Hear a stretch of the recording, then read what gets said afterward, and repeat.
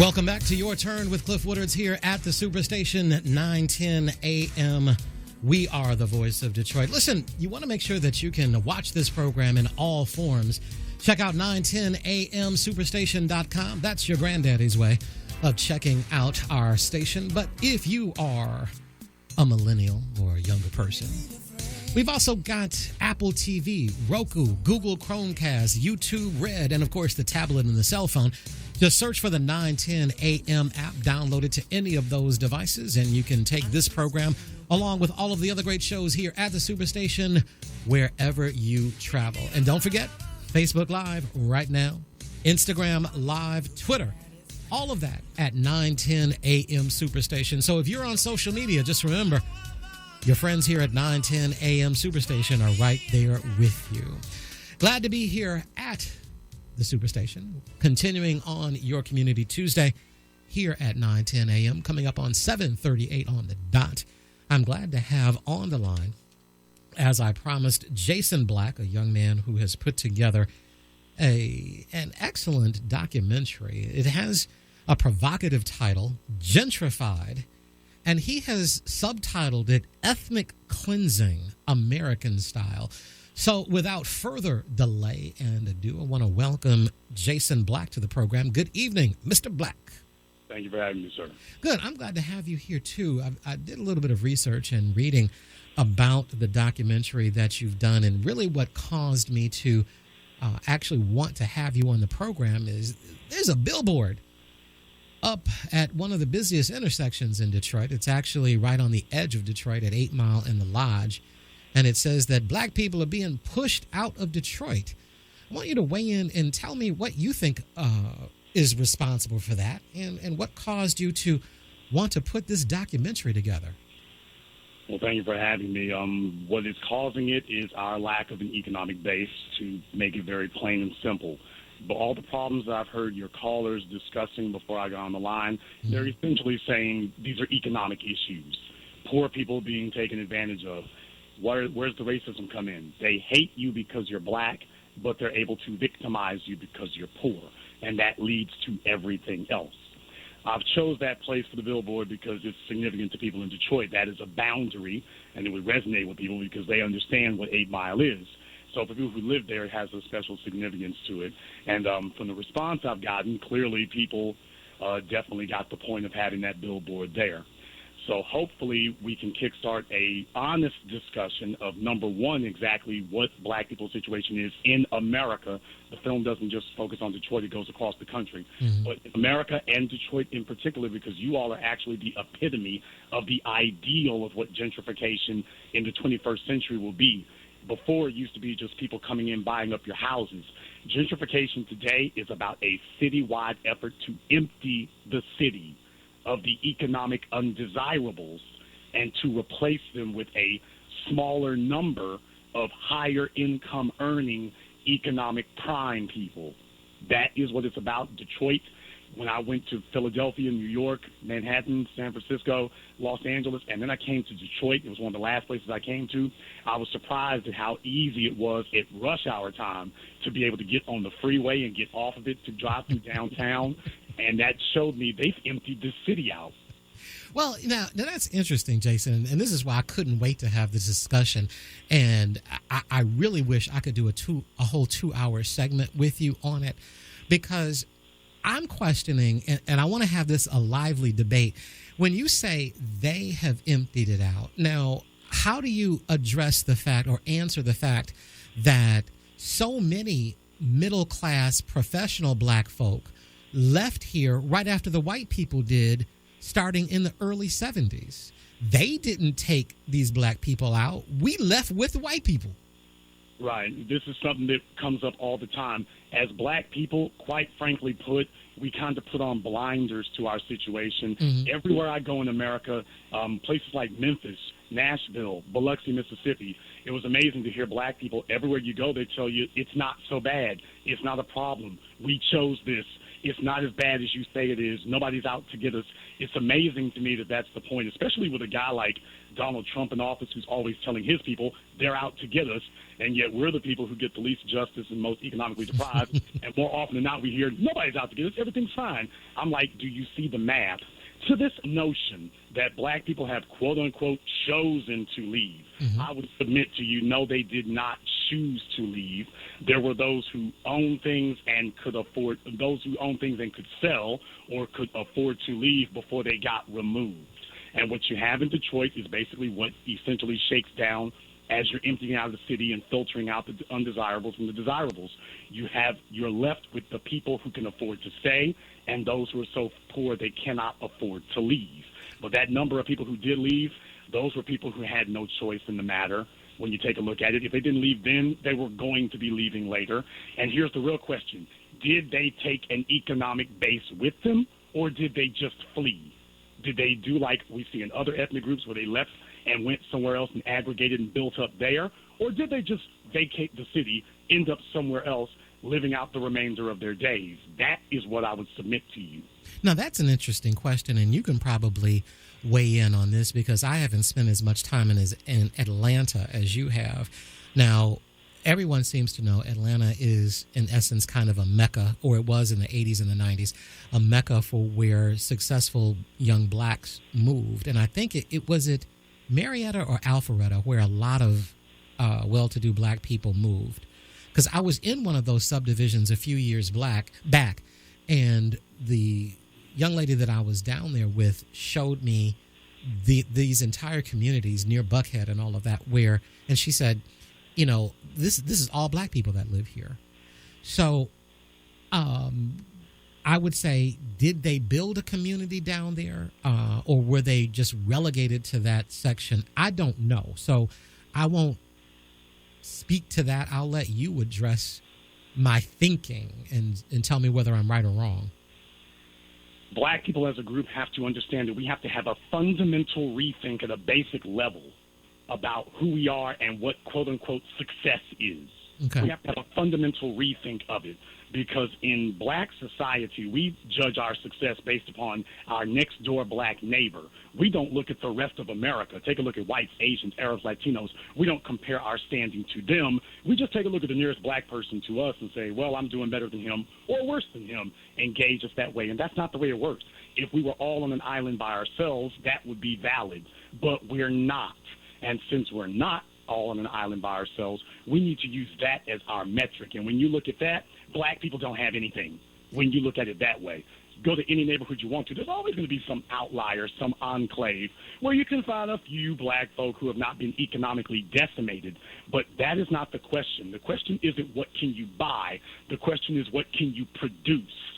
Just because someone bought a house, that in those places, by the way, in Georgia, the subprime crisis was devastating. That's why Governor Roy Barnes and many black legislators had to come in and pass laws to try to stop it. Of course, they got overturned when he got kicked out of office. Mm-hmm. But black people as a group in Georgia and Atlanta in particular, brother, they bought houses they could not afford. Buckhead is is the last real enclave standing in Atlanta. If you remove Buckhead, you have essentially removed black people from that city core. Wow.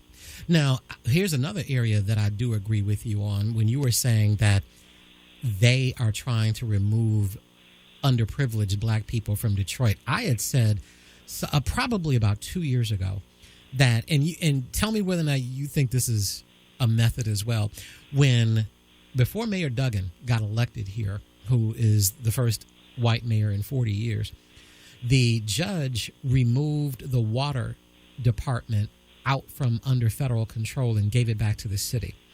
And so I said then, this is the feds, the state, and the city all working together. And you just watch. I think that Section 8, when blacks see that Section 8 is opening up in a desirable suburb, they go online and they sign up to move to suburb A.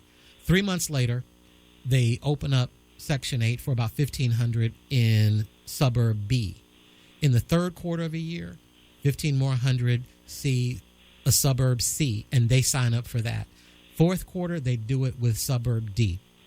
And so 1,500 names represents really about 4 in each house. So that's about 6,000 people. At the end of the year, you have about 100,000 people that are, I got qualified for Section 8 in this suburb. And so they move thinking that they are upgrading themselves. But yet, in actuality, that is just what they want in order to clear out, as you called it, the undesirables. Is that what you think is a process of how they could effectively do that, and black people don't even realize that they are being manipulated?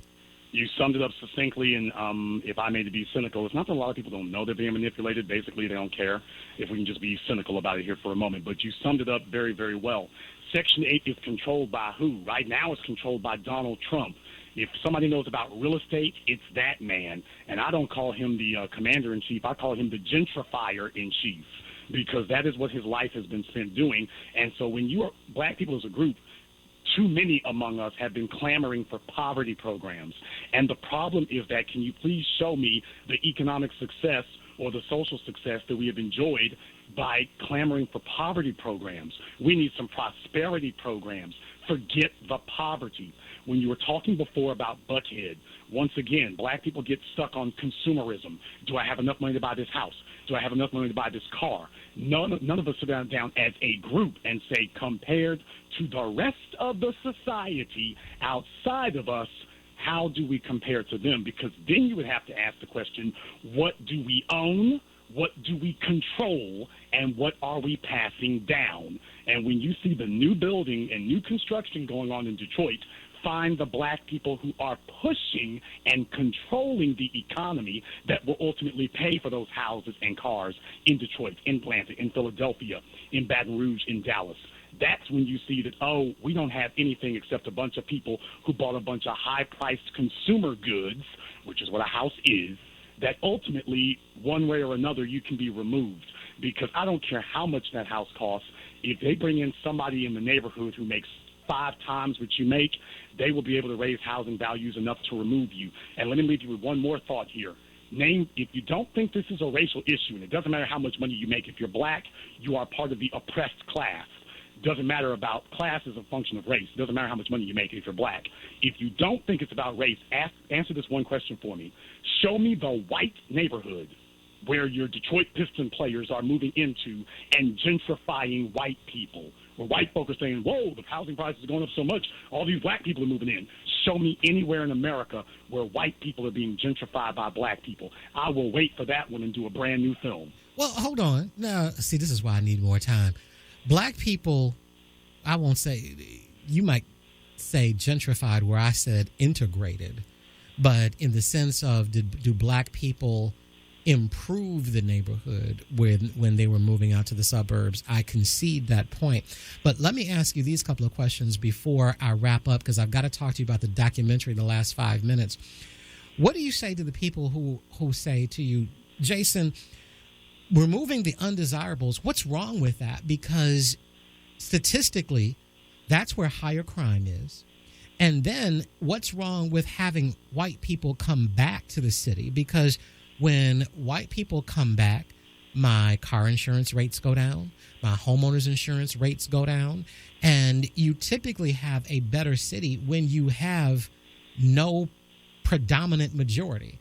When it's 30% of them, 30% of us, 30% of those folks over there, it tends to work out a lot better rather than one majority race. How would you address those questions? Well, the numbers bear that that's not true. It usually works out better when you have a super majority of one ethnicity wherever you're going. You think Detroit, I got to interrupt now, you think Detroit was better when it was 90% Negroes here? Well, it's 80% now, so, I mean, here's my real thing, though. Here's my real thing. These other people have an economic agenda. That is the difference between, quite frankly, between them and black people. All the property that they talk about, cheap property for sale in Detroit and buy it for pennies on the dollar, it doesn't work for black people. And the reason it doesn't work for us is because we don't have an economic agenda. I could give black people acres and acres of land in Detroit. It doesn't matter if you don't have a plan for what to do with it after you get it. You have to have an agenda. But the problem that we run into is that we have 40 million black people in America, and if you ask them what should we do, you will get 40 million different answers. That's why you can't change the situation. You're absolutely correct. You are dead spot on with that. But Jason, talk a little bit about the documentary. How did you put it together? When is it going to be playing? How can people see it, be a part of it? Well, you can get your tickets for the documentary. It's playing in a bunch of cities around the world here at our website, youwillbemoved.org. For those of you who went by the billboard on 8 Mile, you're very familiar with it now. On your morning commute, youwillbemoved.org. You can go there and see the trailer for it and click on tickets. The reason I did this was because, unfortunately, this conversation has not been taking place. People want to argue about it, and I see this as probably the most paramount issue because if you didn't believe that this was a serious issue before, just take a look at what's happened in the last 10 days. If you don't really believe that there are people out there who want us gone, no matter how much money you make, if you don't really believe that there is an ethnic cleansing agenda, take a look at what happened in Donald Trump's first 7 days in office. And can you imagine, with as much time as he's had to plot, what he's got in store for the next 4 years? So this film goes in depth. We travel across the country to major black cities. We take a look at them. We also take a look at whites, Asians, Latinos. We put it in its proper context and proper focus that this is a racial issue. It's not a class issue. It is a class issue driven by race. And what will happen if we just sit back and keep looking at it, which is as we're doing, and to show that there are already cities that are gone that you will not be able to recover. And we also go into that. Okay. And that sounds wonderful. We've got to check out this documentary. It's called Gentrified, Ethnic Cleansing American Style. The website is gentrifiedmovie.com, and they can get tickets once again where, Jason? They can get tickets on the website. Just click on where it says tickets, and it'll bring up where the theater is in your area. Thank you so much. Jason Black, the director and creator of Gentrified, Ethnic Cleansing American Style. I really enjoyed this conversation, Jason. I've got to get you back one additional Tuesday or Thursday that we can work out a time that's more convenient for us, where we can chew the fat, as what they say now, chop it up. Yeah, they still say that one. Okay. That'll be fine. I'll be glad to speak with you. All right. Thank you, and have a great evening, my brother. Thanks, sir. All right. This is Your Turn with Cliff Woodard here at the Superstation.